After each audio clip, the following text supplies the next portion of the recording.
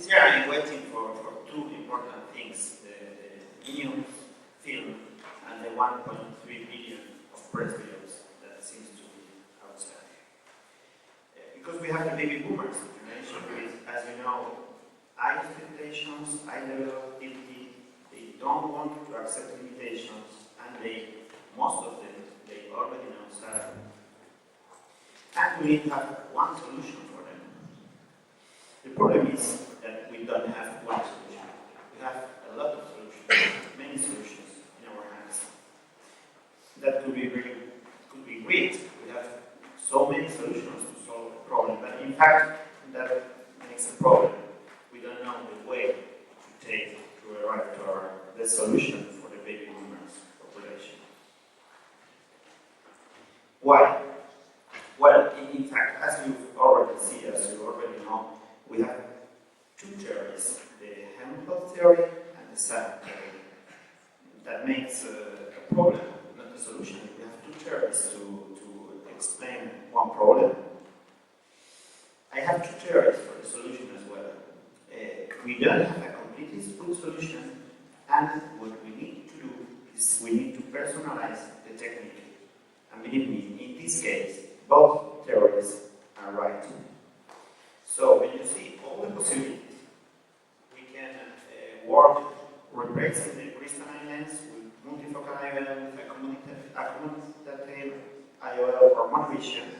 We can work on corneal refractive surgery with inlays, intraocular monovision, presbyopia, or we can work in the sclerosing complex modification. We need to say goodbye to some techniques, and I think that the cruel wall makes conductive keratoplasty and all the sharp techniques, the square implants, outside my comments. And we will only talk about it alive. They are still in alive some techniques that we need to know. Multifocal IOLs, you know, we have refractive, and some other lenses that we still don't know how they work, but they work. Good points, easy to do, quick recovery, and in some way definitive. Not so good points, we have halos there, and astigmatism is a big problem. Sometimes, even if we use toric IOL, we need to use laser in the cornea after the surgery. Accommodative IOLs. They are easy to do, sometimes not. In general, they are easy to do, it's easy to explain to the patient, and if it doesn't work, it doesn't hurt. But they are not so good points, they are very expensive, slowly recovering, they need a training, and finally, sometimes they don't hurt, but don't work. Monovision. Mind me in non-dominant eye, that's what because monovision sometimes has different senses. We need to try to avoid more than 2 diopters of difference between both eyes. And that's a good point, that's a good technique because it's easy to do, still the most common performed. They give you a very good intermediate distance, and you can do it either in the cornea or in the crystalline lens. But they are not so good points. They are not always happy, and it's quite difficult to choose a good candidate. The candidate needs to be able to suppress environment, and sometimes they will need, for example, places for gravity. And what about the inlays? The inlays are very promising. And then you have many inlays. You can work either on the asphericity of the cornea with the razor, you can work with a refractive inlay, or you can work with a pinhole, like the camera inlay. I think that's a good point because things must be centered. And in ophthalmology, to have a wide angle, to have a far, intermediate, and near vision, what is more simple than a pinhole? You know that camera is a problem last week or 2 weeks ago by the FDA, and I think that will change our sensitivity on everything in camera. Good points for inlays. They are extraocular, easy to do, easy to remove, easy to understand, and you have good and clear results. But price is a problem. You are working in the visual basis. You have some technical problems because it's still not finished with some techniques.